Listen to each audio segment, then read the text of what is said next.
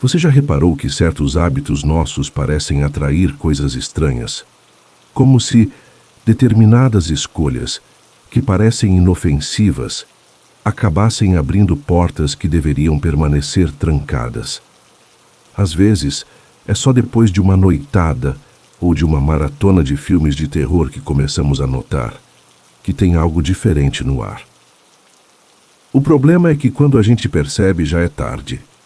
A sensação de ser observado no escuro, vultos que somem quando você vira o rosto, aquele arrepio nas costas quando tudo está em silêncio. A linha entre o natural e o sobrenatural é muito mais fina do que imaginamos. E esses dois relatos mostram isso com detalhes assustadores. Se você gosta desse tipo de história real, cheia de tensão e mistério, já deixa o like agora mesmo, se inscreva no canal e ativa o sininho. Isso ajuda demais e garante que você não perca os próximos relatos. Agora se prepare, porque as histórias de hoje podem fazer você pensar 2 vezes antes de sair à noite, ou assistir aquele filme de terror sozinho. Relato 1. A sombra que só aparecia depois da noite. A primeira vez que eu vi alguma coisa foi numa segunda-feira de manhã. Eu tinha passado o fim de semana inteiro saindo com meus amigos. Sexta, sábado, domingo, bar, balada, casa de um conhecido, aquelas coisas. Cheguei em casa de madrugada em todos esses dias meio tonto, com a cabeça pesada. Na segunda, acordei com a sensação estranha de não ter dormido sozinho. No começo achei que era só ressaca acumulada, mas na noite de segunda, quando fui dormir mais cedo, senti um peso esquisito no ar. Meu quarto sempre foi escuro, com a janela virada para um beco sem luz, mas naquele dia parecia que a escuridão era mais densa.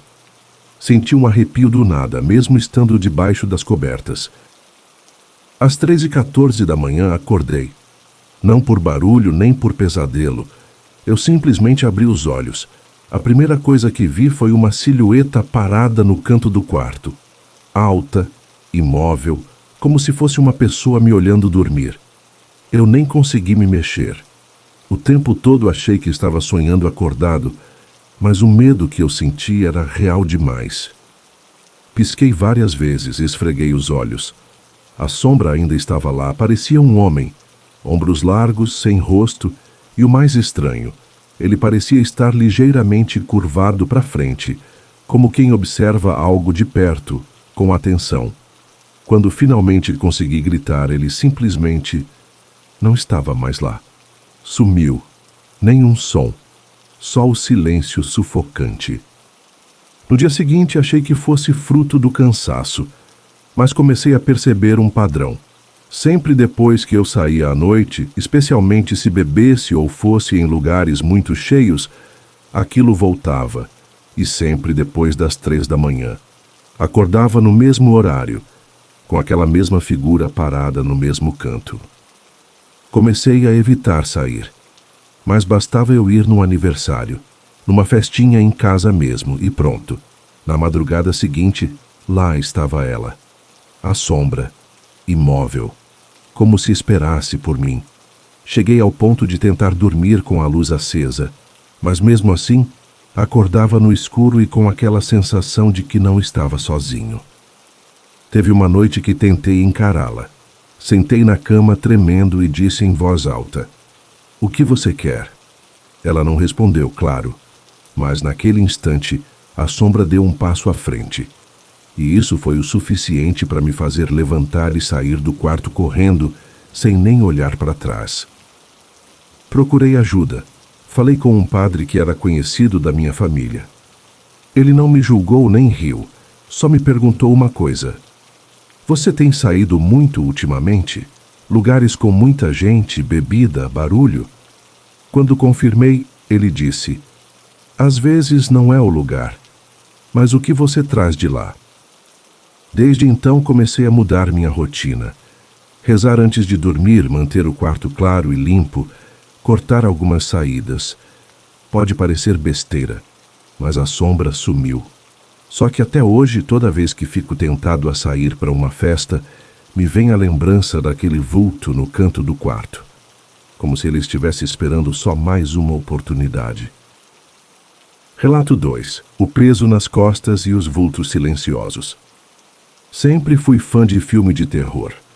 Daqueles que não só assistem tudo quanto é lançamento, mas também vasculha fóruns, assiste creepypastas, lendas urbanas e maratona franquias inteiras. Era como um vício. Todo fim de semana eu via pelo menos 3 ou 4 seguidos.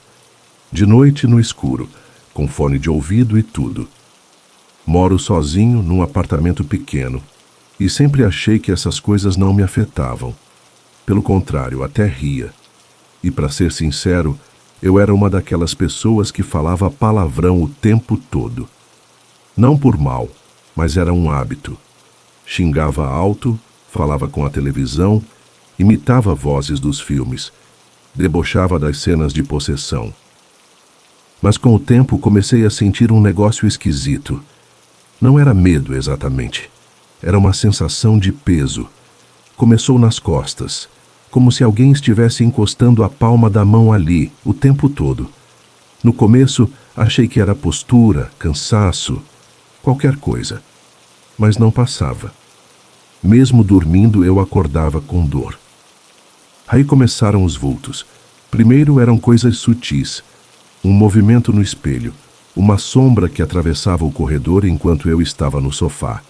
Eu achava que era reflexo de carro na janela. Até o dia em que vi uma figura parada entre a cozinha e o banheiro.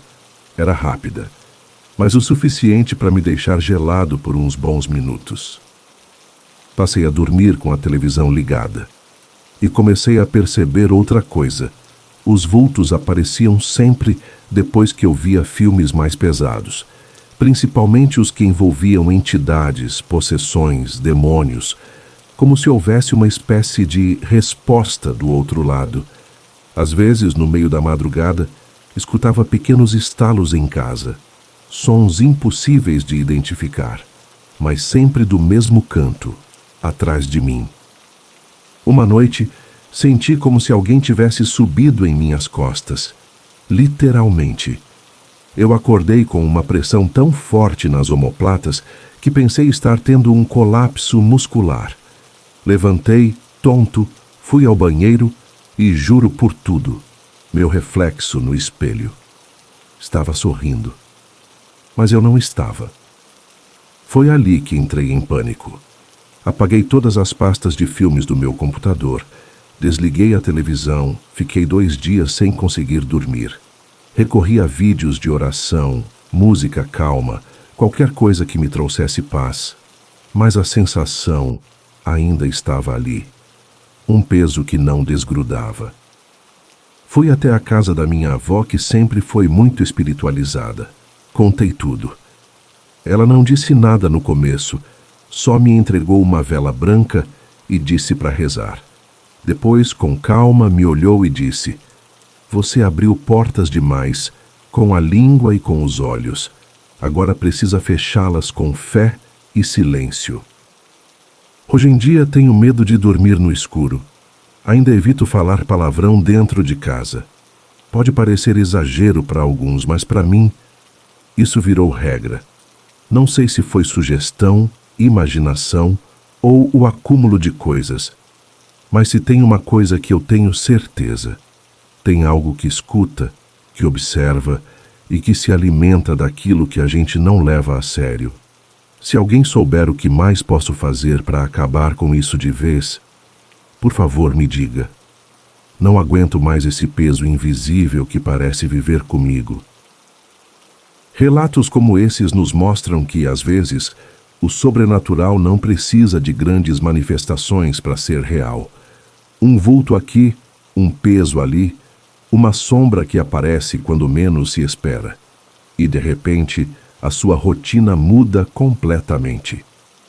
Muitos acreditam que certas atitudes, palavras e hábitos são inofensivos. Mas e se, sem saber, estivermos abrindo portas?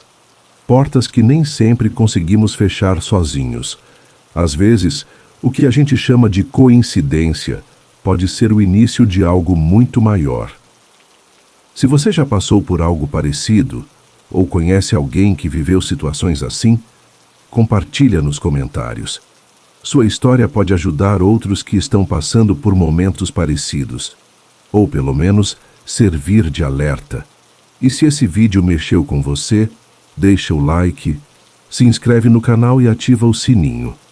Aqui os relatos são reais, sombrios e cheios de mistérios. E você nunca sabe quando pode se identificar com o próximo.